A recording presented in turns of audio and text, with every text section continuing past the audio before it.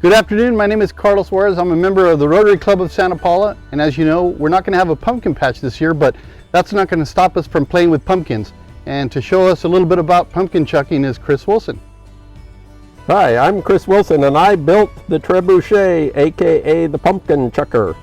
And here we are at our ranch in Santa Paula, just having a good time and wishing we were working at the pumpkin patch, but missing everybody and hoping we're back in business next year.